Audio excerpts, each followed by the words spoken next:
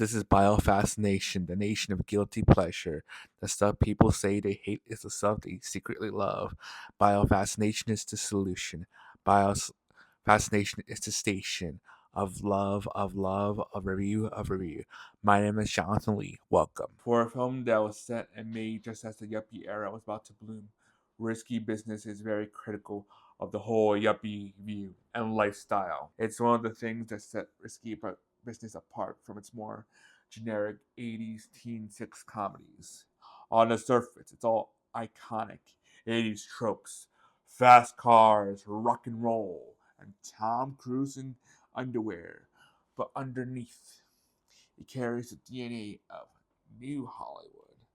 The man who both wrote and directed it, Paul Brickman, pulled from his own experience growing up in suburban Chicago.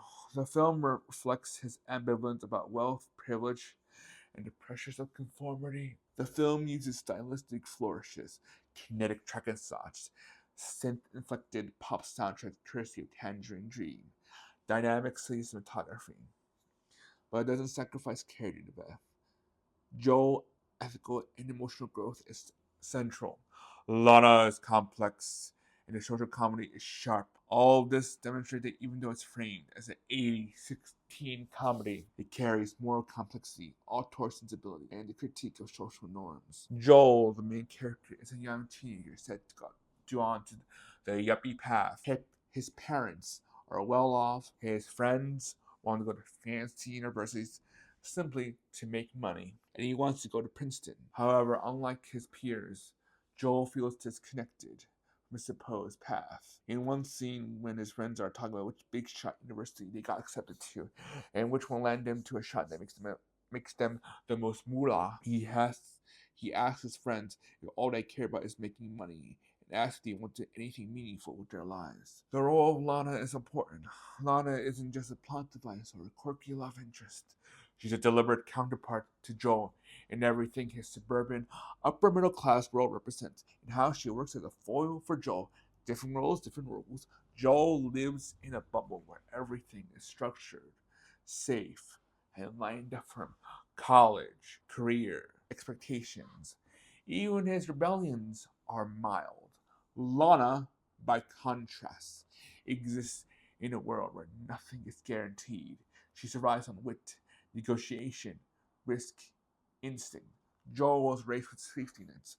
Lana was raised with cliffs. In other words, to put it simply, Joel has choices. Lana has consequences.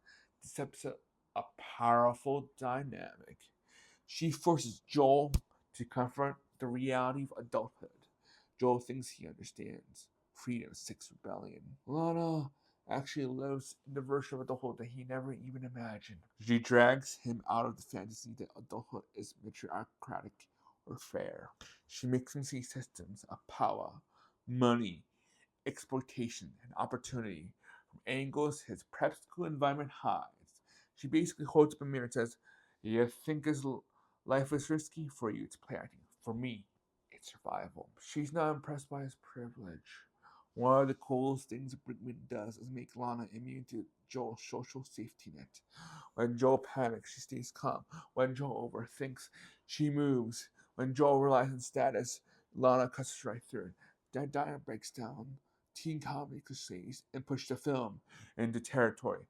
Messy, morally ambiguous, character-centered drama. She teaches him something real, not in a manic pixie dream girl way, but in it, this is what the world actually looks like.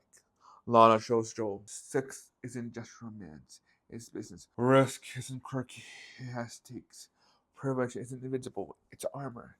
Joel in turn briefly gives Lana of the life when she isn't hustling 24/7. She's central to the film's critique. Brickman always saw risky business as a satire of capitalism and meritocracy. Lana embodies the truth that capitalism rewards some and devours ours. Joe winning at the end is ironic. He's rewarded for essentially running a brothel. Brickman wanted the original ending to underline this even more brutally, but the studio softened it. Lana is the film's moral compass, not because she's morally pure, but she understands the system better than Joel ever has. Joel is the suburban fantasy. Lana is the American reality.